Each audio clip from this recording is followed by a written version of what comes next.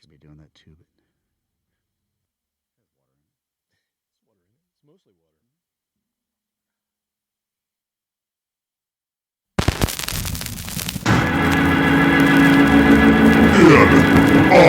InObscuria!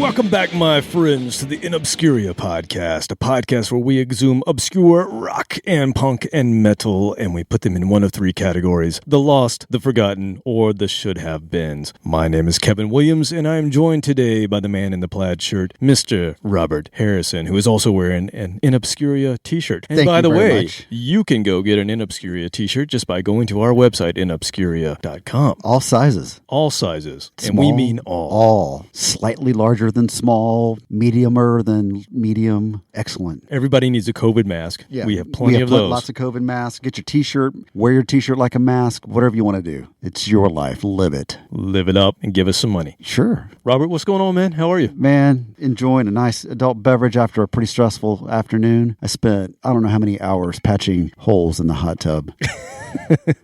It was stressful. Do you want to mention how the holes got in the hot tub? No, but there's perforations in the lining, and I had to track them down. That's the hard part. So you got to get a spray bottle, put some soap in it, get it all. So first of all, let me back up. This is an inflatable. I was going to say you might want to. Yeah, this is not a hard shell. This one's inflatable because it moves around for different areas. We can put it up on the rooftop deck, which put it on the done. patio. Oh yeah. So if the weather's nice, we put it up on the roof. If it's not, like during the wintertime, we keep it on the patio. It's heated down there.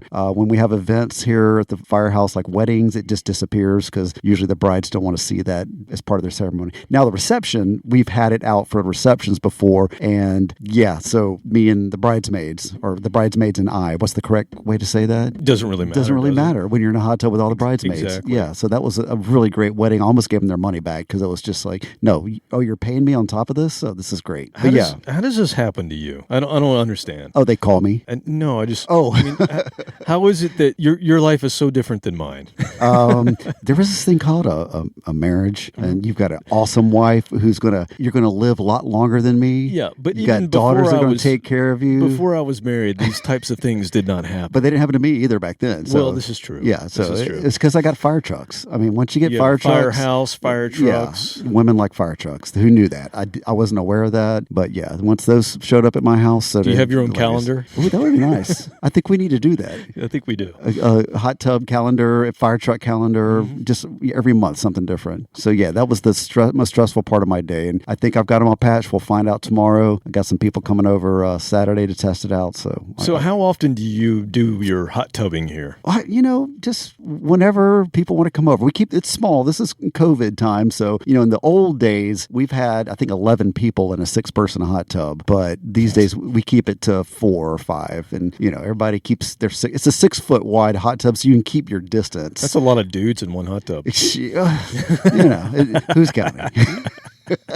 There's just arms a flailing, so you never know. You just look up once in a while. Yeah, you're gonna have to start sending me some pictures every once in a while. It's been a while. I can live vicariously through you a little bit. No problem at all. So guess where we're going? Where? Hell in a handbasket. That's where we're going. That's where most of us are going. Yes, or we've already been in there. The express lane. Yes. Yeah, I think we've already been there. It's actually been a year. I was thinking about this. I would like to go back. It's kind of warm.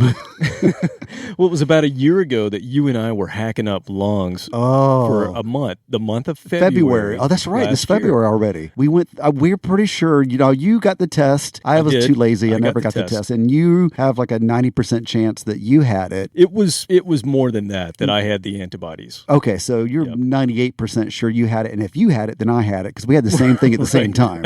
I mean, we're making out, but we didn't need to. We infected each other pretty easily. Yeah. So I'm thinking I had it, but I'm not gonna. If you say you had it, you get put in the back of the line for the vaccine. Well, so don't. We shouldn't be telling people I'm thinking this. we're about almost a year post-COVID for us. For us. Thank knock on some maybe wood, yeah. Not confirmed. Not confirmed, but pretty realistic. we had very similar symptoms to pretty much everybody else, and we can go back and listen to that podcast and probably hear I remember how that bad it was. We had posts on Facebook because it was, at that time, if you remember, it was only happening in China and a few other places. Yeah, it was not here and officially. I put up a post, which I thought was funny at the time, which we took a week off because you and I, both of us, were just hacking up so much. We're like, there's no way we're going to get through this. It'd be disgusting if we were recording ourselves. And I put up a picture and said, we're social distancing or something, which was a new term back then. Yeah, I think you coined that. In fact, I think you were the first person to say that. I don't know about that. But I posted a picture of folks in China walking down the street with their mask on because I just thought it was so funny. And here we are a year later. Oops. Yeah. Oh, man. You kind of jinxed us there. Yeah. Damn it. Oh, well. But guess where we're going in August? Oh, we're going to go. It's going to be warm. It's going to be warm in August. We're going to Nash Vegas. We are going to Nash Vegas. Yes. We are going to the Nashville Rock and Pod Expo, I believe is what they call it officially. But yeah, so we tried to do this last year. It's called the Rock and Pod. It's basically where a whole bunch of podcasters get together in a room, and there's a whole bunch of artists, musicians, comedians, and it's kind of just like a big convention for podcasters. Mm-hmm. And then there's side stages and things going on. So there are bands playing, there are podcasts actually being streamed live, there's things being recorded on stage. Are we going to do any recording or streaming? Yeah, we're gonna record. We'll have to figure out what we're going to do. Stream. I don't know if we'll be streaming.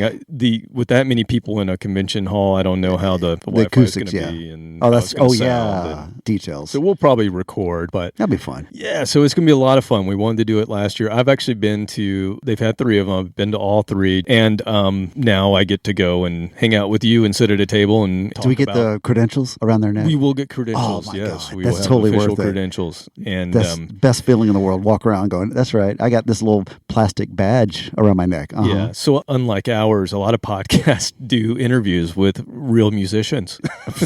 We did. We had Robin. They actually played. And we had Robin. We had Tart. Kent. Tart was Kent. a singer, so yeah. So we've had a few, but I mean, we're talking, people that interview, make money from it. Well, I don't know about that, but they're interviewing people that everybody knows their names. Okay. We're obscure, right? No, I meant the people that have played musical instruments for money. Oh, right. Yeah. Yes. Musicians who actually get paid instead of rolls of quarters. Yes, or bags of weed, like right. you did. Yeah, well, that's happened too. Yeah, so anyway, a lot of those podcasters will be there, and they're friends of ours, and they'll be interviewing whoever.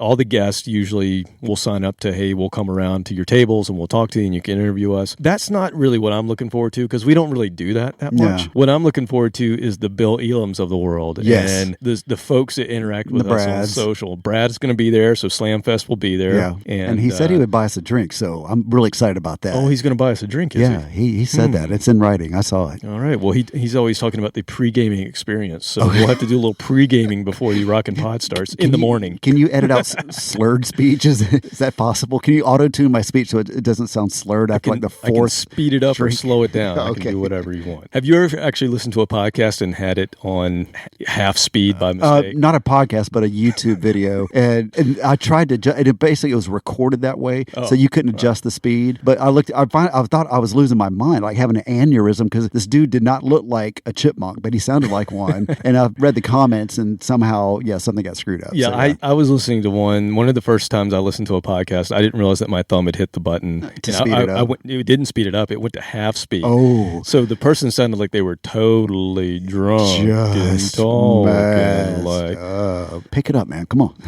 get some coffee. Anyway, I don't know why I went on to that. Hey, Nashville Rock and Pod. If you want to go, it's August 6th through the 8th in Nashville, obviously. And like I said, they're going to have folks like Don Jameson, comedian's going to be there, Ron Keel from Keel, and Tommy Skio, who was formerly with Tesla. So they have some folks already committed to it, and they'll have a lot more that they'll confirm probably in the next couple months. But you can go to Nashville Rock in pod.com. And then after you do that, check out all the podcasts that hopefully are going to be there, like Pod of Thunder, Growing Up Rock, Slamfest Podcast, Decibel Geek, Metal Up Your Podcast, The Dummy Room, Podcast Rock City, Cobras and Fire, History Science Theater, State of Amorica, Rock Strikes 10, Hotter Than Hell, The Kiss Room, I Love It Loudcast, Ages of Rock, The Synaptic Empire, and the podcast that I was listening to just before I stepped into this door, Monty's Rockcast. Yeah, please say Monty's going to be there. I doubt if Monty will be there. Oh, so there actually is 1 or 2 podcasts podcasts that don't involve Kiss, right? There's at least 3. 3 podcasts out of 500. Yeah. There'll be about 100 Kiss podcasts. So we're going to be in a separate room just because we're not there to talk about Kiss, right? We're like third wave podcasters, so we'll probably be in the back room or something. I don't know. Yeah, entry level. With a little card table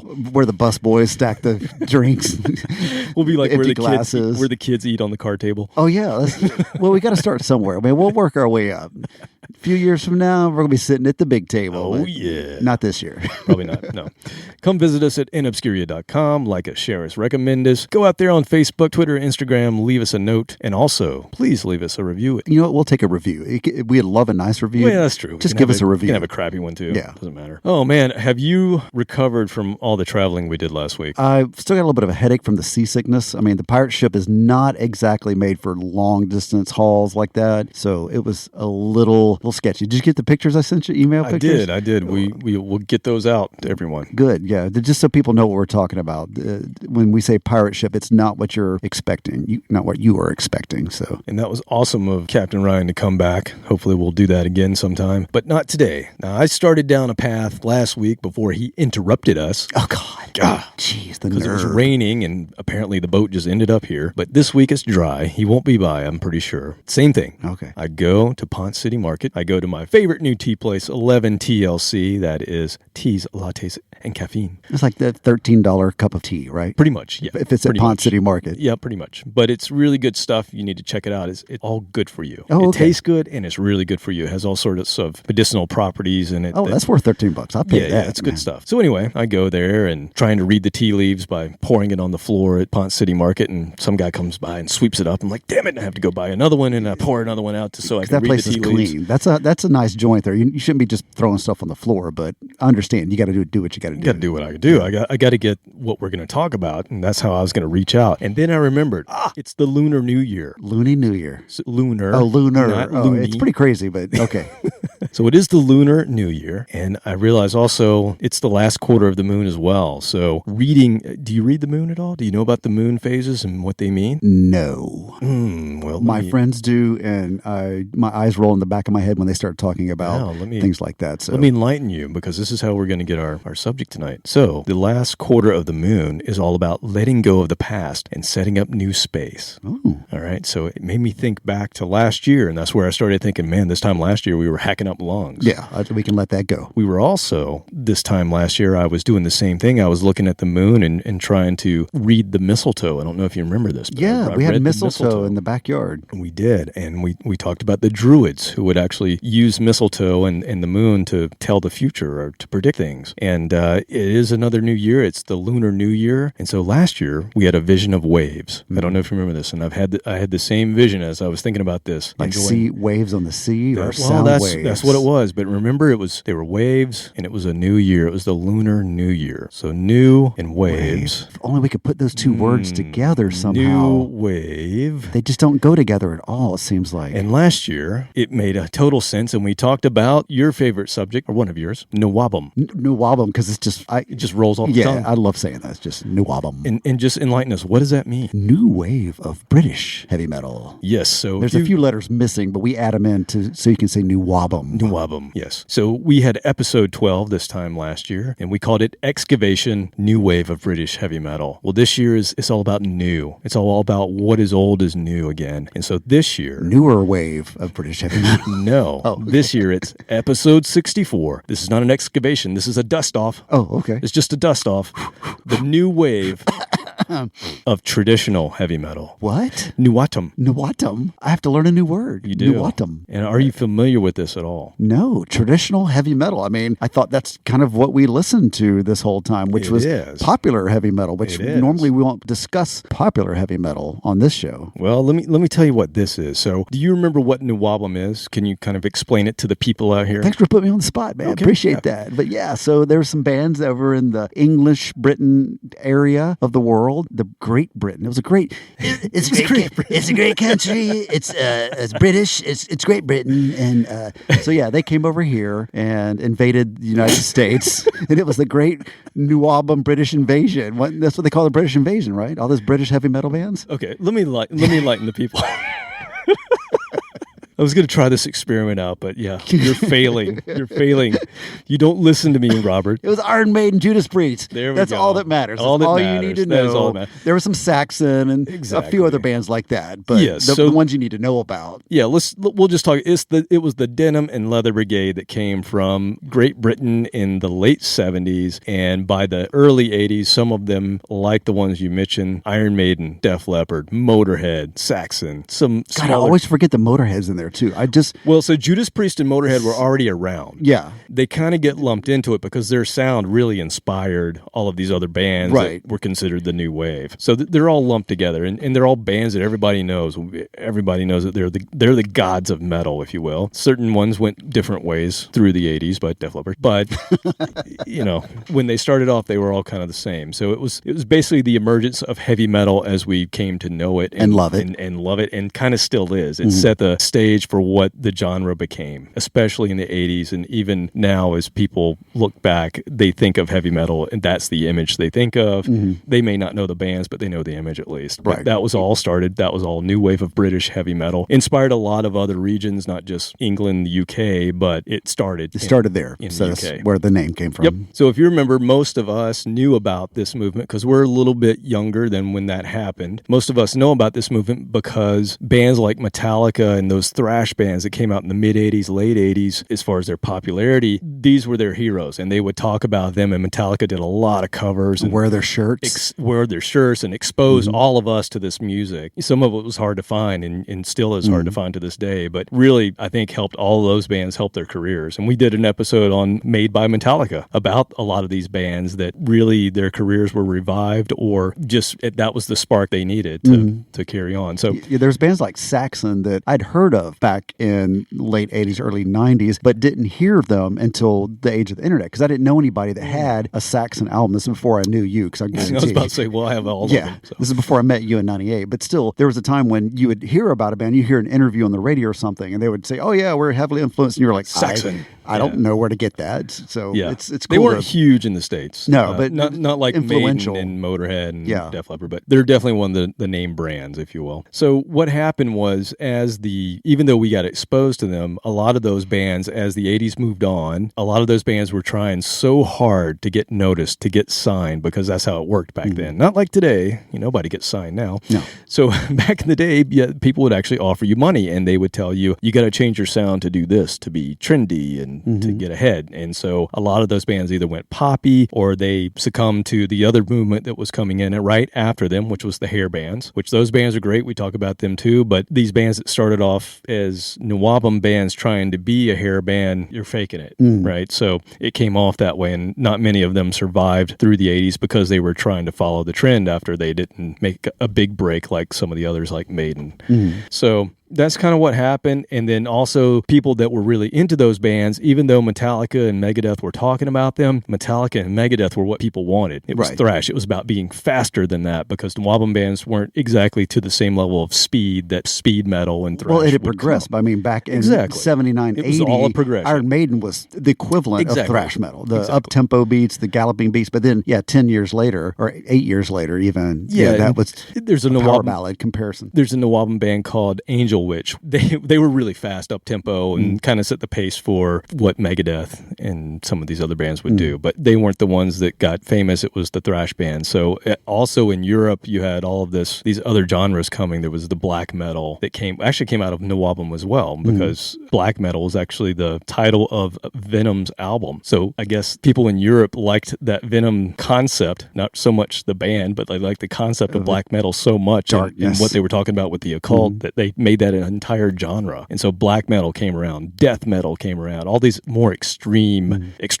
metals that kind of replaced all these groups in the movement. So it kind of went away. But what we're going to talk about today is in the late 90s, it kind of started. The early 2000s is when I think a lot of these younger guys started discovering this old person music called Nawabum. And then by the teens, in the last 10 years that we've just lived through, there was this whole movement with these younger guys, these young younger bands who basically look and sound, image, everything like Nawabum bands. And they're all over the globe, but it's a movement called the New Wave of Traditional Heavy Metal. And there's a ton of bands I'm going to play for you today, and you're going to go, I can't believe this is not from 1980. Nice. It's such a cool thing, especially for people like us who are just a little bit older, because we sort of got to experience it through Metallica and kind of at the tail end of the original movement. And then now we get to see, I'm just going to say kids, who are basically doing it again. Yeah, because none of the was being played on the radio in the 80s, early to mid, maybe a special program at midnight. But for the most part, I didn't hear any of the new album bands until I got to college in 88. And in the dorm, you meet a lot of different people. And I had friends that were metalheads, and those are the ones that had those albums. And right. So like Iron Maiden. Or knew the names. Even. Or knew the names, yeah. But I don't think I even heard Iron Maiden until late 80s, 88, 89 even. So that was my first introduction to them. Yeah. So Metallica was probably my gateway drug, if you will, to just being everything music. Yeah, I heard them first. Yeah, that was the one that caught my attention. But that was earlier. That was 87, 88. And then right after that, it was delving deeper into it. But Maiden was my second love. So right after that, I shouldn't say that. TSOL. I was into the punk thing. Metallica at that time, me not knowing any difference between genres, I thought Metallica, I called it hardcore, even though it wasn't. And so I just lumped punk and thrash together because it sort of sits same pace. Anyway, that's where I started. And then I got into Maiden, and that opened me up. And then I started realizing that Metallica were covering these bands. And that's how I kind of got onto Nawabum. But I was thinking, how did these younger bands, we're talking about in the last 10 to 12 years, a lot of these bands have come out. And there's some, I'm going to play one that just had a release 2 days ago. Nice. And we're going to play from it. So how do you think these young guys found out about these video groups? games? Well, maybe, but I think just Nawabum music, the internet just opened up all of these things that used to be so hard to find. It's easily accessible. So it's easily accessible. So through file sharing, lots of compilations. I think once maybe the late 90s, early 2000s, there were a lot of compilations coming out because people were still buying music then. And then once everything made it to file sharing and streaming and everything that we have now, you can't it's discount accessible. YouTube. I mean, I've come across so much stuff. I don't spend that much time on it, but for an hour every few days at night, if I'm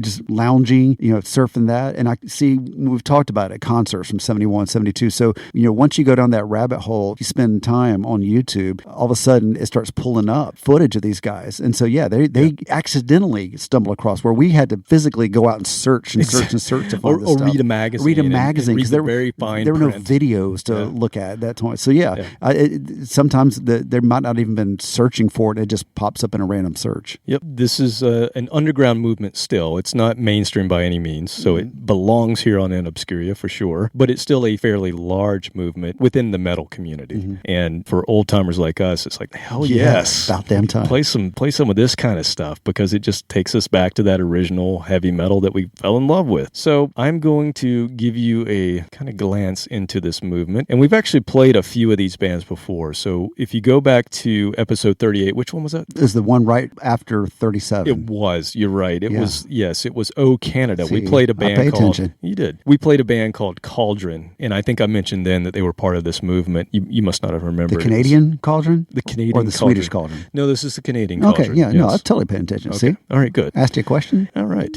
We also played a band called, I should say I played a band called White Wizzard on the worst episode that I've ever had, which was episode 9, Digging the 20 Teens. That was a solo episode. Oh, on your balcony? Where I was on the balcony and I was talking like this, and it was really, really boring. I was all by myself. I did listen to part of that. It was horrible. Yeah. You didn't get through it, did you? I didn't get through it. No, it was all right. That was so weird because I recorded that thing. I was drinking a little bit. I was in Florida, but it was really cold. Yeah, when you're up on the 4th or 5th floor and the wind's kind of whipping around. I'm sitting outside thinking I'm in Florida, dressed like I'm in Florida, and feeling just chattering. My teeth are chattering as I'm trying to talk, but I'm doing it late at night, and I was trying not to be loud because to wake up the family. My family right on the other side of that sliding glass door. Asleep, and I'm talking like this. And then for some reason, I edited the whole thing right after I recorded it, all in one night. You didn't want to sleep on it and think about it? No, I just did it and posted it, and it was god awful. So we won't go there again. Okay, that balcony. Anyway, but I did go play. Go in the bathroom. The acoustics are much better in the bathroom. Go sit on the john. It would have been too loud.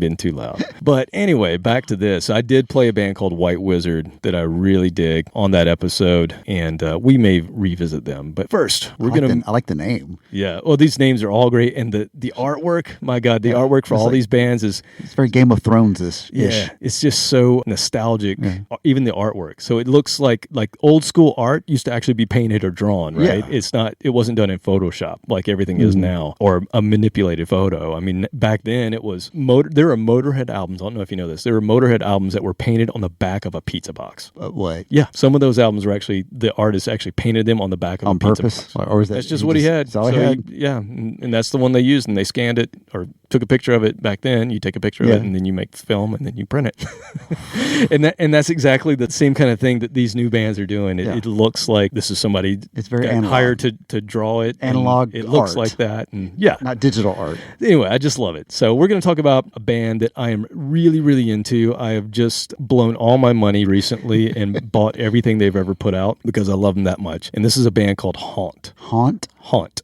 Haunt, okay. Mm-hmm. And they are an American band from Fresno, California. It's really a one-man thing. So all the songs are written and mostly performed by a guy named Trevor William Church. And he started this band as a side project. It was just intended to be something he could do kind of solo while his other band called Beastmaker were not touring. And Beastmaker are like a doom, like Sabbath-y kind of doom metal band.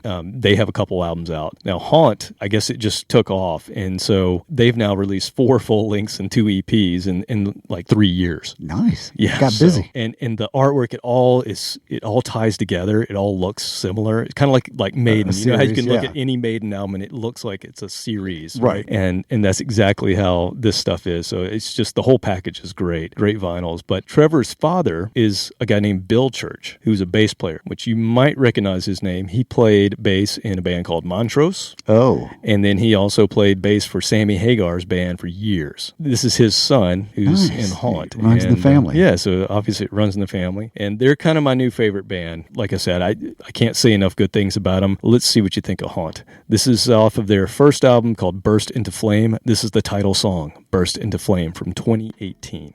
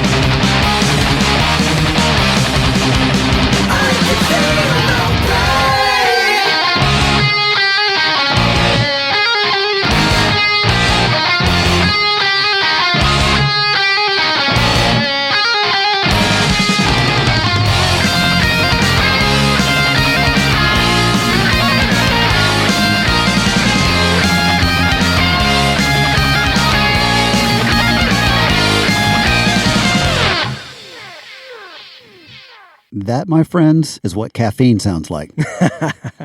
That is get up and clean your house music right there. I like it. The only way, well, two ways. You told me, number one, that it was a new song, but the only way I can tell is the recording is just slightly too perfect. Right.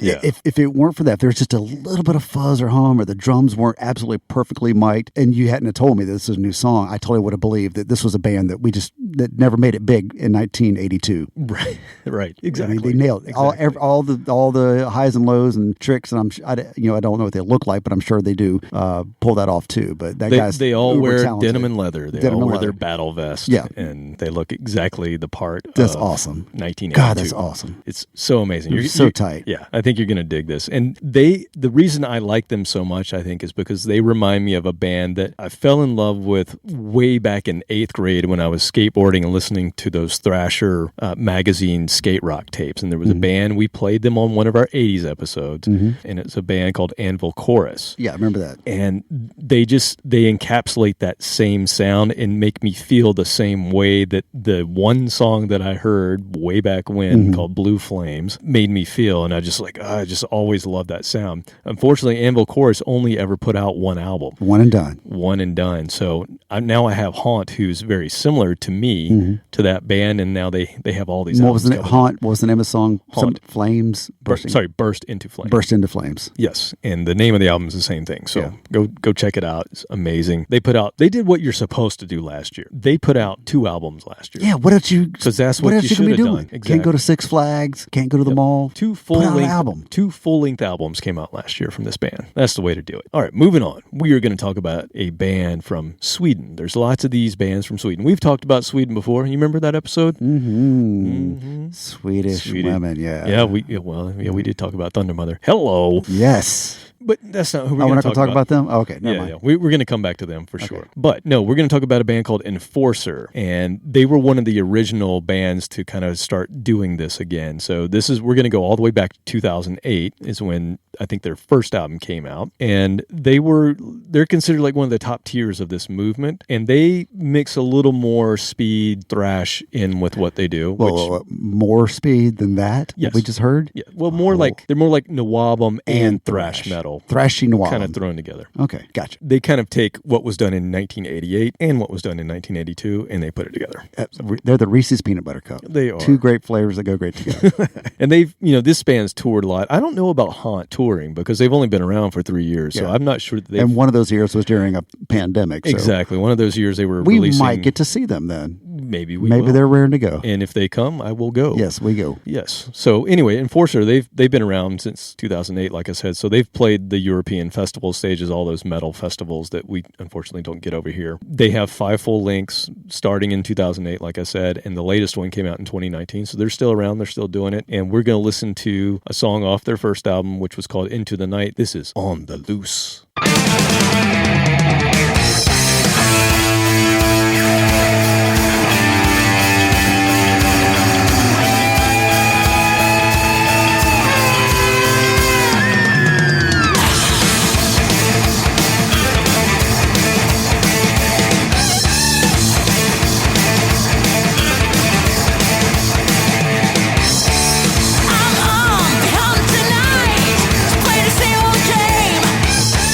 Turning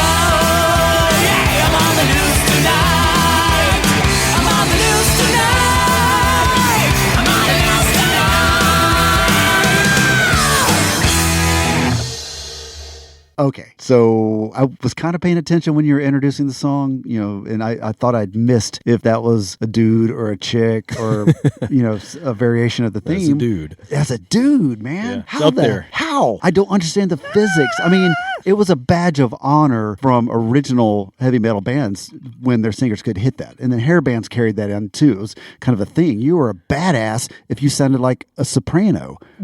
And it or was a supreme. A supreme, yeah. I mean, it was just like an operatic singer. You were a badass. And so it was a weird dichotomy back then that you don't have in music today. But that was to the extreme. He out-sopranos a lot of singers. I mean, I don't know that many that could hit that note. Good God. Freddie Mercury had a amazing range. I don't know if he could hit that. So it's like a squeal, shrill, high singing.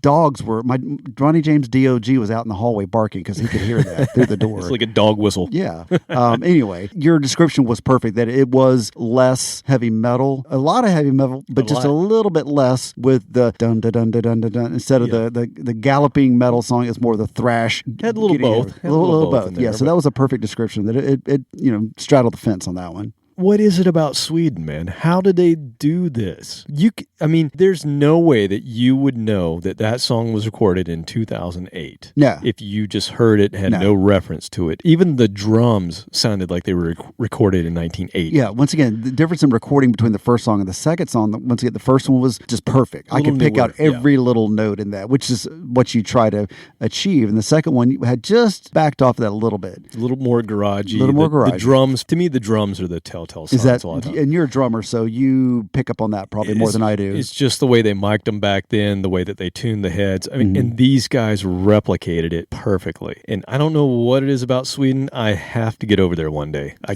gotta go because they're just amazing people. That what they can do with music, especially the music that we like. Yeah. I mean, probably the most prolific country for rock and punk and metal that I can think of. Yeah. Per capita. I mean, good gosh, what's their population? 10 million?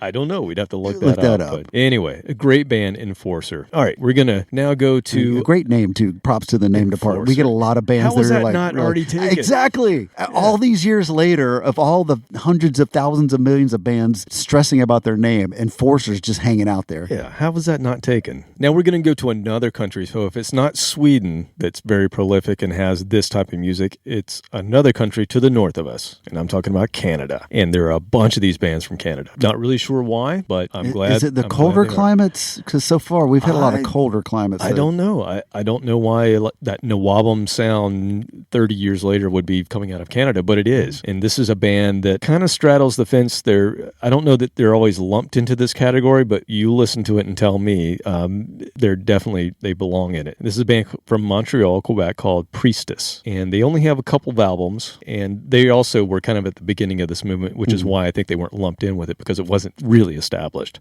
Their second album came out in 2009, and that's what I'm going to play from. They have a Nawabum style, but it's also mixed with kind of the classic metal as well. So they're considered more retro metal. But again, back then, there wasn't this classification yet. So a lot of people lumped them in with like Sabbath, AC/DC, Zeppelin, Blue Oyster Cult, kind of that old school classic metal sound mixed with Nawabum. And they actually got some pretty major attention back. 2005 was when they first came out, and their first album came out, and RCA actually picked them up. Nice. So that was back again when people were still buying music and rock music could still be considered something worthy of a major. And they had a song featured on Guitar Hero 3. Remember that video game, Guitar Hero? Yeah, back in the day? Your neighbor, not on the other side of you. When we were neighbors, it was 2 doors down. The Wrestler was next to you, and then, the next building over. They had that, and that's the first time I tried it once or twice, and if you actually play guitar, it ruins it. Yeah, it doesn't work. Because your fingers are trained for one different way. Sorry for the tangent on that. But no, that's so true. I never could play it because it didn't mimic anything like what you've got an advantage if you've never played guitar. So. Exactly. But they had a song on there. So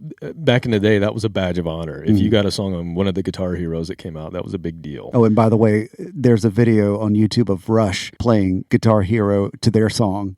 And probably sucking at it. Yeah, same type of thing. But I think it's Geddy and Neil play. So you have to look that up and you'll see them playing Guitar Hero to their song. That's awesome. Yeah, so they had some things things going for them. Their first album did pretty well, a little push, and then they go and record their second album, and RCA said, this isn't going to work, because they got a little bit proggier, a little more out there. I think it's awesome, and I'm going to play a song from it. So, unfortunately, they started recording a third album, and it never got released because they had to go back down to an independent release, and I guess they got kind of halfway through it, and they decided not to. And I can't remember, this is the band that I read of that stopped and opened a coffee house. Maybe that's another band, but there's one of these bands that basically they just stopped, and now they have a coffee house. If it's not this one, it's another one we'll talk about later. I'm sure they make a nice scone. Here we go. Here are some Canucks from Quebec, Canada. This is Priestess. This is off of their second album, Prior to the Fire. It's a Valentine's Day also, so this is our Valentine's Day song. Dude, this is I would have gotten you something. I'm sorry. Well, I'm going to give you this. This is called Lady Killer. Ooh.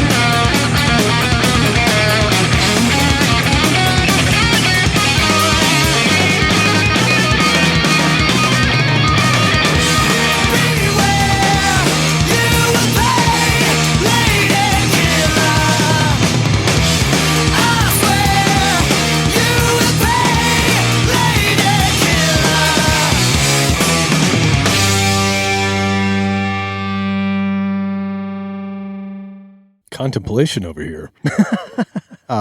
Radio Edit. That one didn't have any guitar harmonies like the first two did. A little bit in the middle. Not too much. It wasn't overly emphasized, which I kind of like. I think that can get a little cliche sometimes, that you feel like you have to throw it in there. So I like that they didn't. So there might have been just a brief interlude of some guitar harmonies, but it wasn't front and center like the other two songs led off with that. Was this off the third album you said the RCA didn't like? No, this was the second album. Oh, okay. Because I was like, that's not proggy at all. It got released. It was the third album that never came out. The third, okay. But yeah, I like it. I mean, they're just straight ahead. To me, I don't know if you got this. When I listened to the lead, the first thing I thought of was, damn, it sounds like Kirk Hammett. It had a very early Metallica Kirk Hammett sound. Yeah, less Iron Maiden-y, Judas Priest-y, and more late 80s. But I was going to say the vocals and kind of the rhythm, it almost reminded me of Paul Di'Anno Iron Maiden era. So it was like Paul Di'Anno with Kirk Hammett. Because his voice was not the ultra high pitched like the previous song. Right. That I kind of like that because I see it more attainable if I want to sing along with it. Murder in the Rue Morgue. Right. I can hit those notes. Once it got into the Dickinson days, I'm like, well, I'll just be listening to the song. I'll be humming from here on out. Because we did attempt the Trooper one time at a party. My very first, when I say band, I use that very loosely in quotation marks. We played one time, and I don't know why. My friend at the time was a huge Iron Maiden fan, so this was probably 92, 93. It was not in vogue. No, and I think we started off with like Driving and Crying, Fly Me Courageous. So people were kind of like tapping their foot, and all of a sudden we just come out of nowhere with the Trooper, and it was I guarantee it was a horrible rendition because I'd only been playing electric guitar for probably a year, so I just bastardized it. But we had so much fun. I don't care. So anyway, getting back to that, that's the Bruce Dickinson I listened to. Paul, I can actually I can sing along a couple of songs. Bruce Dickinson, all you end up doing is going, yeah. And do your fist in the air like that. You got to do your fist. You got to do the Dio fist. Oh, yeah. I don't know. I'm sad that they didn't get a chance to keep going because I thought they were really good. And I kind of get kind of retro metal, kind of new wave of British heavy metal, a little bit in there. Not quite as deliberate as the other two that we've listened to. But those are three bands that we've listened to. And all three did have guitar harmonies somewhere in the song. Like I said, the third one was just barely, but the first two were like front and center through the whole song just about. Which is funny to me because when I first started getting into music and I was listening to, like I said, Anvil Chorus was the first one that before I really got into Metallica and Iron Maiden, I was into Anvil Chorus, and they used a lot of that in that one song that I knew by them. But you knew it well. It's that sound, and you immediately just gravitate towards those harmony guitar, the twin guitar attack. And a lot of the bands that started it, the Maidens, the Priest, Thin Lizzy, they did it quite a bit, but it was never enough to like a young fan like you want to go, you just need more guitar harmonies. And that's exactly what I'm hearing with these bands who are now doing it 30 years later. They're like, we're going to put guitar harmonies all through that because that's the part that we like the most. Well, guitar harmonies for me started off with Leonard Skinner, Allman Brothers. Well, that's true. Because I was listening to that way before I knew about heavy metal, just because I was in the very deep South. Yeah, and that was played that's every a big hour Southern on the rock hour. thing too. Oh yeah, Southern rock. So I knew of guitar harmonies, and when I heard heavy metal, I'm like, yes, that's exactly what I like about this other music too. So it was heavier and faster. Your personal opinion, what group has the best guitar harmonies ever out of all of them? I'm definitely prone towards Allman Brothers because it wasn't the fast rip roaring. It was a laid back with Dwayne Allman and the slide, and so you had a slide guitar and Dickie Betts playing just regular guitar. And so for me, I can you listen to every single note. It's not just about how many notes you throw in there. And I've always been predisposed to musicians like David Gilmour who can take one note and just bring you to tears. So I've never been a shredder. So I appreciate people that do that, and the Iron Maidens of the world. I love that. But at the same time, there's like that one special place that for Allman Brothers and in memory of Elizabeth Reed. Yeah, oh my all that God. stuff. And see, I said, I was listening to that years before I heard metal. See, I would, even though I kind of want to say Maiden or Priest, I'm going to go Thin Lizzy. I don't think there was a band that did it better than Thin Lizzy. And see, kind of the same thing. It was very melodic guitar harmonies. So, yeah. It's impressive when they can harmonize in real time, and those tempos that they played. Iron Maiden, bands like that, they were just shredding it and still playing harmonies. Like how much practice? I think they probably have 3 guitars harmonizing. I think when we saw they do them, now, yeah. Yeah, I mean, when we saw them, it was like 3 guitars harmonizing, which is just jaw-dropping. It really is. But yeah, the Thin Lizzies and the Allman Brothers, I think you and I are on the same page. It's just that a little bit more of a laid-back harmony that really gets me. It's more personal. It's something about it. If you can hum it, it just sticks with you. We're going to move on to the band that I alluded to earlier. I said there was a band who just released something literally literally a few days ago. So this is a 2021 release. It just came out. And this is a band that are label mates with the first band we played, Haunt. So they're on the same label. They hang out in the same coffee shop? They must hang out in the same coffee shop. They're an LA-based band formed in 2017. Now, members of this band were in other groups before this, so several bands that I wasn't that familiar with, which were probably more LA-based bands, but they did have members in Angel Witch, I mentioned earlier, so they do have some ties to the old new wave of British heavy metal. Carcass, who's a band that a lot of metalheads will know, and Exodus. So these do feature some folks who have been in some other major bands, but this is a band called Pounder, and this is their second album. It just came out a few days ago. It's a good mix of speed, again, with no wobblum, so they really embrace everything about the 80s that was metal. Speed of Metallica, cool-ass licks that Saxon and those guys had. So, again, their artwork, if you go look at this new album, it looks like something that was painted on the back of a pizza box in 1980. Nice. It just has that appeal to it. You know, you've got hands around a globe, squeezing the globe. The name of the album is Breaking the World, and the wrist of the arms that are squeezing the globe, of course, have the metal gauntlets on, you know, the spiked gauntlets. The dog collar type. Yeah, so very 1980s metal looking, just amazing. I need that some they more can of put those. this kind of stuff out. I'm down to like one. I've lost all mine. So if you come across a good place to buy those, let me know. You need to go find them because you're going to have to pound your fist right now. So here is Pounder. This is the first song off of Breaking the World. I almost said Breaking the Wind. Break like the wind. Breaking the Girl. Sorry. That was Chili Peppers. Yeah, Breaking the Wind was Spinal Tap. Break the Wind. This is Breaking the World. First song's called Spoils of War.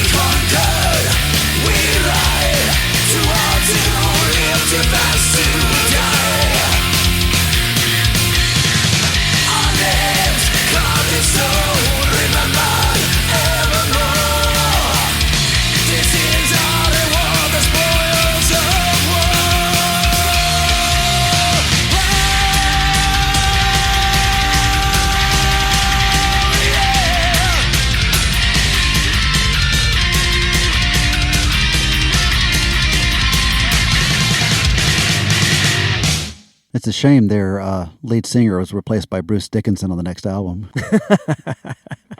Maybe. That was very pertinent to what we were just discussing as far as songs that I could sing along versus the other metal songs. And I'm like, that's nice. Interesting voice on the guy. Yeah, it was definitely a more gravelly. He's seen some stuff. Yeah. So they're a power trio. So I'm not sure that they're pulling off those guitar harmonies live, but you know, they had tons of them. Maybe there's a pedal for that. Well, yeah, maybe there's a pre-recording for that. But that recording, out of all the songs so far, best captured what I envision a retro Nawabum song to have sounded like, because the guitars, I think, were just slightly lower in the mix. It wasn't in your face. It didn't sound digital like the other recordings did. And I'm probably talking out my ass. I don't know. But that's just to your ears. Just to my ears. Yeah. To I get it. My heavily damaged ears, that recording seemed more authentic, which I don't know if they were trying to be, but whatever they did, it came off to me sounding more like what a 1982 metal song would have sounded like. See, it's interesting you're saying that, because I'm going to completely contradict that. Well, did you hear me say I might be talking out my ass? Well, and the reason I'm saying it is not, I agree with you on the guitars, but the bass, the amount of bass and just the frequencies that were coming through from kind of that cannon sounding drum, the kick drum in the background. They didn't sound like that back then. They didn't have that we all back know then. So, especially not in the Nawabum bands. Was it Master of Puppets? No, what was the famous Metallica album that had no bass? Oh, no kick drum at all? That was Injustice for All. Injustice for All, yeah. That's the worst kick drum I've ever heard. If you listen to Injustice for All on crappy speakers, if you don't have a bottom end in your stereo, it literally sounds like someone hitting a sheet of paper. You've just described half the cars that I drove while listening to a cassette, version of that. But this was the complete opposite. I mean, the spectrum of bassy frequencies in this was huge. So to me, thinking about that, I was thinking of the guitars, and you once again think of the big picture. Yeah. So it sounded very now. It sounded like something that came out in 2021, and it was a little bit brick-walled. So it definitely fatigues you a little bit. There's not as much ebb and flow with the dynamics. So other than that, though, I love this band. That's more listenable to me than the previous one that was just off the chart sopranic. Right. Or 2 songs earlier, however many songs Enforcer. You're talking about Enforcer. Enforcer, yeah. Well, let's let you check out another one. This is another early adopter of a retro sound. And another Canadian band. So this is a Canadian band from Vancouver, British Columbia. This is a band called Pride Tiger. And this is also another band that wasn't really put into this new genre because it didn't totally exist when they were around. They're a one-and-done band, but they have strong ties. Their sound at least has strong ties to Thin Lizzy. Ooh. So it's like a Nawabum, later period Thin Lizzy kind of sound to it. Very cool band. And they took their name, you're going to love this, Pride Tiger. They took their name from Holy Diver. Ride the Tiger. So that's where they got the Pride Tiger. Good old Ronnie. Yeah. He's writing music for other people from beyond the grave. Well, I think he was still alive. Well, okay. And absentia. The band featured some members of another new wave of traditional heavy metal band called 3 Inches of Bloods. I guess they were around in a get a mop. Yeah. So there was guys were in this band, and then they went to form this other band called 3 Inches of Blood. Very similar kind of Nawabum sound. And unfortunately, this band's one and done. This album came out in 2007. By 2009, here's my notes. See, this is what I needed to be doing earlier. I needed to be reading my notes. This is the band that... Cue cards? I can write up cue cards for you. Well, my eyes are so bad. So this is the band that the members left to open a coffee shop together. Oh, does it say what the coffee shop name is? This is according to Wiki, so who knows if this is even true. But true, yeah. I said it was the other Canadian band. No, it's this Canadian band. So it wasn't Priestess, it was Pride Tiger. Pride Tiger Coffee. Pride Tiger Coffee. And scones.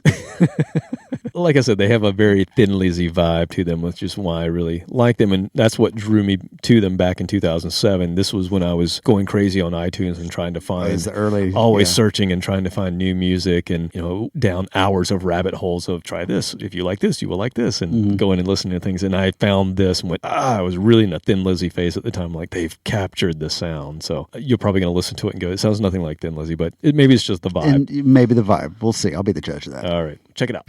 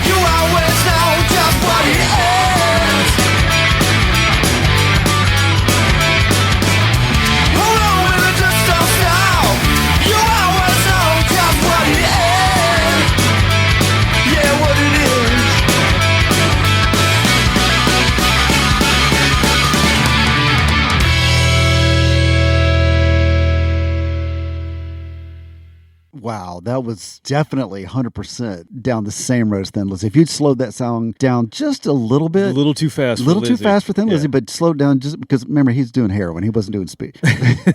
These guys are doing coffee. Coffee, yes. They're doing caffeine. But I want to go to their coffee shop. We got to figure out which one that is. I'll make a trip up there. But that guy's voice totally sounded just like Thin Lizzy. So that's my wheelhouse right there. Like I said, I can't sing like the operatic guys, and I can't shred guitar, but when it's just straight ahead rock and roll like that, And create a good harmony. oh yeah. And once again, the guitar harmonies of that nature, it's just more laid back, bluesy a little bit. Yeah, That whole album is fantastic. I can't believe they only had one album. One album. I saw somewhere, I forget, I think it was Classic Rock magazine, or one of these magazines is actually still around, and they mentioned it was a best one and done albums, and this was actually in their list. I mean, how good is their coffee? If that was more important than that, because that's damn good music. They must make really good coffee. They were obviously drinking it when they recorded that, because I felt like if I were the producer of this group, I'd been like, gosh, we need to dial this back just a little down. bit. Just it take sounds it down like a couple clicks. It sounds like they let me start the song, which yes, you always did speed things we up. learned very quickly that was a bad idea. Yes, you are not a human metronome. No. 1, 2, 3, 4. So if we're not talking about a band from the U.S. or Canada, where are we going back to? Sweden. Sweden. Let's go back to Sweden. The trifecta. We love Sweden. We got the trifecta. Those are the only countries we're listening to today. Exactly. That's all that matters right now. That's all that matters in the world of Nawatum. So here's another Swedish Nawatum band. Two very peaceful countries and us. Good point. Good point. I don't really know what we are. We're the shit sandwich in What are between we, two man? very peaceful countries. What are we? Anyway, this is a band formed in 2013, so another young Swedish band, and of course they have very Swedish names. They look very Swedish. They look like Vikings. You know, they've got the long Bjorg and Jorn. Yeah, so they have an Olaf in the band. They have a Ludwig. So this is a very Swedish It's more band. German, but okay, I'll take the Swedish side of that. Well, it's near there. Ludwig. It's Ludwig. It's Europe. It's cold. It's So- somewhere over there. It's cold. I did a little research on this band. I just have to read what they wrote here. So, a cold autumn's night in Sweden, 5 guys were sitting in a basement and shared a couple of beers, listening to old school heavy metal. In the middle of it all, they somehow felt nostalgic and a bit frustrated that various new productions could not measure up to the old, pure masterpieces. Amen. They decided to do something about it, and they formed Ambush. And that's who we're talking. Once again, another good name. That wasn't taken That already. was we didn't try hard enough. We tried, but not. That is such a metal name that is from a metal 1980. Name. It is. Yes, Damn. Ambush. Good for them. And, the hits just keep coming. The name of the album that we're going to play from, Firestorm, that came out in 2014. The name of the song that we're going to play, Hellbound. God. So they're just firing on all cylinders Nailed here. it. 1982 heavy metal. Firestorm. 3 full-length albums since 2014. The latest one came out last year, 2020.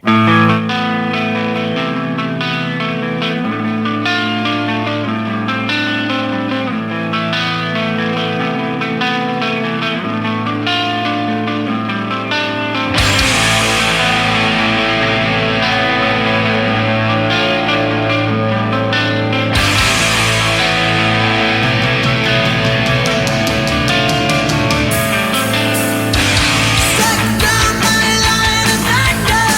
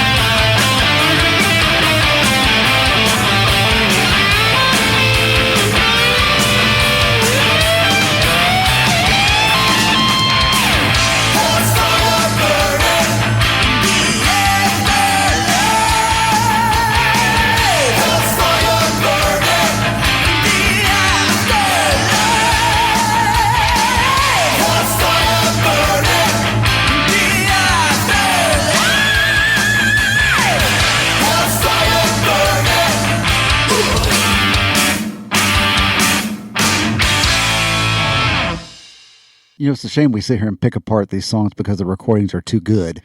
You're right. But that was good. I mean, that wasn't too good. It was good. The guitar sound in that lead, whatever that was, I love that. I usually don't pick apart as far as the actual tone of the guitar, but whatever combination guitar and amp that was and effects pedals, that spoke to me. That was sweet sounding. And that guy's voice, once again, it's a great voice. And then all of a sudden he just goes through the stratosphere. I don't understand the physics of that, but it's awesome that he can do it. I can't. Perfect mix to me. This band is like, they really wear everything on their sleeve. This is like Saxon, Def Leppard with Halford. Halford. And it's got a little bit of that early, maybe late 70s, early 80s Priest. Yeah. I mean, it's just a It wasn't perfect speed mix. metal. It was just Very Saxon-esque, very early Def Leppard. Yeah. Love it. God. I mean, okay, we definitely need to go to Sweden then. we're going to Sweden. Because if they're not coming over here, we'll go over there. That's it. Next time Captain Ryan's here, we're going back to Sweden.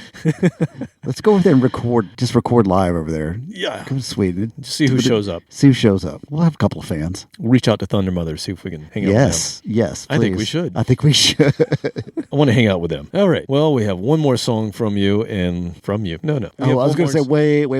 No, we're not playing my crap. We have one more song for you. Okay. And it's not we, really. It's just me. I don't know what I'm talking about today. Oh, well. Because you're drinking water. That's why. I'm drinking water. That's your problem, right? I don't have there. anything to help my brain. Yeah, brain lubrication. One more song tonight, Brain and this lubrication. is a band from L.A. What is going on outside? I keep hearing sirens in between every time we pause. We live in this We are the massive US. metropolis of Smyrna, Georgia. Which is right outside of Atlanta. So those it's not of you crazy. don't know, we're on 11 o'clock. Like if you're looking at a clock dial and Atlanta's in the middle, we are recording at 11 o'clock on the dial. I Broadcasting. know, I'm so old school.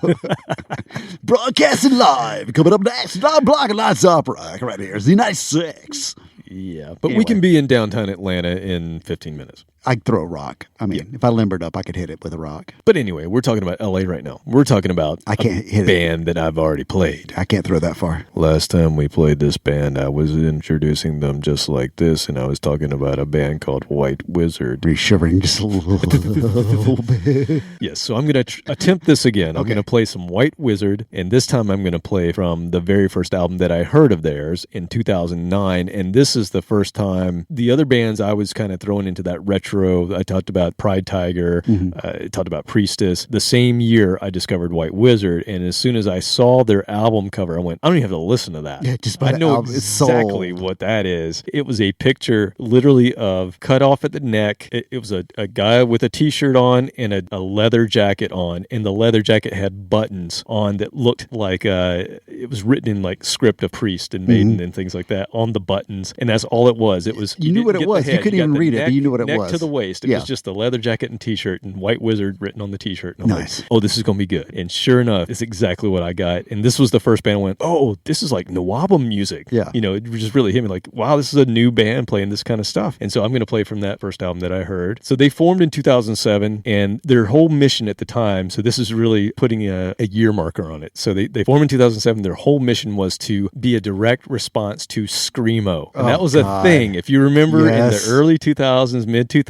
there was this emo movement, which I really like a lot of that stuff. And then it evolved into this hardcore mix with it, kind of metalcore mix with it, and it was Screamo. And so you had these bands that were, some people love to use sounds like a and stuff like breakfast that. cereal. I'm sorry, the Screamos. Yeah, but there were a lot of bands doing it, and a lot of bands doing it horribly. Yes. And it was a very short-lived trend. Yes, very brief. And so that's what this band was here to combat by bringing back Nawabum style music. So I love that. Three of the guys left this band to form another Nawatum band called Holy Grail. So that's another band I thought about playing, and several of their guys were in this band as well at one point in time. So they've toured the U.S., they've played the European festivals. They actually played the Download Festival in the U.K., which used to be called Donington Park. It was that big Monsters of Rock thing. It's now called the Download Festival. So they actually played on the Ronnie James Dio stage. So how cool is that? That's awesome, you bastards. Yeah, that's twice we've mentioned Dio. Hell yes. I think 3 times I've talked about the dog, too. This is true. We're going to play White Wizzard. Check it out. This is Octane Gypsy from High Speed GTO.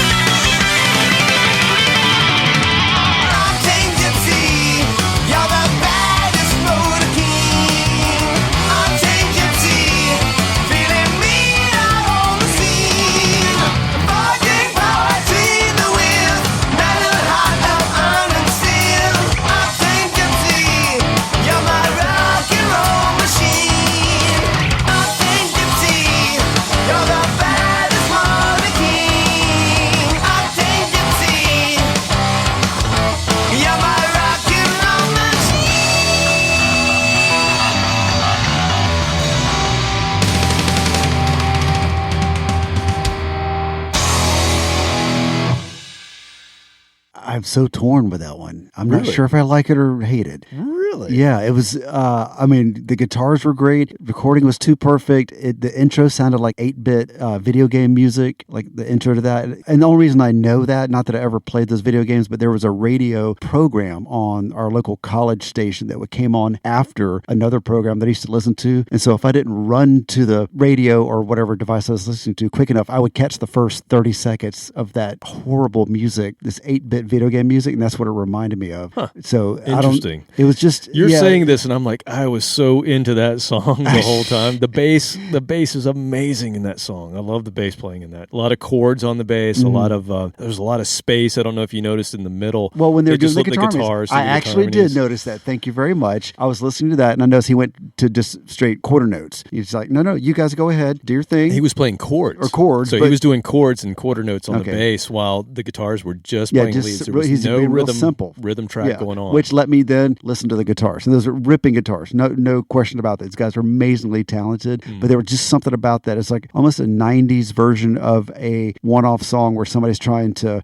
be cheesy and purposely mimic. Like Sum 41. Sum 41, something like that. That's what it was. There was just something about it. Like, you came right after the Thin Lizzy band. I love that. So once again, that's in my wheelhouse personally. But those guys are talented. I'm not saying I hate it. There was something about it. Wow, I'm so surprised because I was so into it. Not quite there for me. Yeah, but I don't hate strokes, it. Man. I don't hate it. That's cool though. Interesting. Yeah, just something about it. But it's just one of the things where I'd much rather listen to the other one that you played. Well, what do you think? Are you enlightened? Yes, and bless their hearts for bringing that stuff back one way or the other. I mean, we're not going to see a lot of concerts from original heavy metal bands anymore. This is true. They're all aging out at this point. Aging out. We caught Judas Priest one last time. We caught Iron Maiden one last time. I have a feeling we'll see Maiden again. They look pretty healthy. Yeah, I mean, that dude was doing the splits on stage going, I'm 70 years old and my foot's above my head. Yeah. While I was passing a kidney stone in the audience. Who was feeling old in that concert? The dude in the audience passing a kidney stone or the guitar player doing splits on stage? Yeah. So, I hope to see them one more time, but we're just not going to see a lot of them again. And so I would gladly go to a small club to see this and kind of thing. see any of those bands. Yeah. Even the last one. Yeah. I had the privilege of seeing Saxon twice. I don't know that I'll get to see them again. They're getting older as well. And man, they were good. They were so good. I've seen Maiden several times. We'll see Kiss 3 or 4 more times. I mean, come on.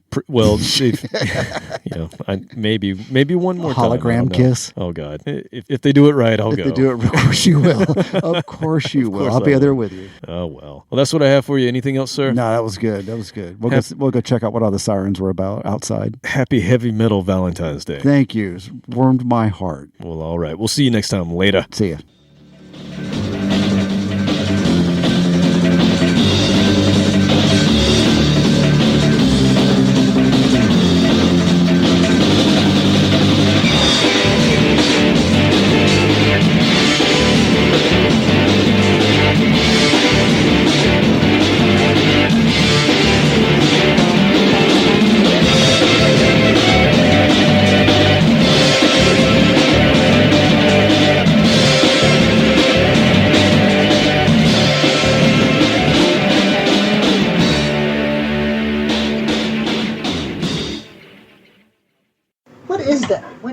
Just sitting there and you were all quiet. What are you doing? Ronnie James D.O.G.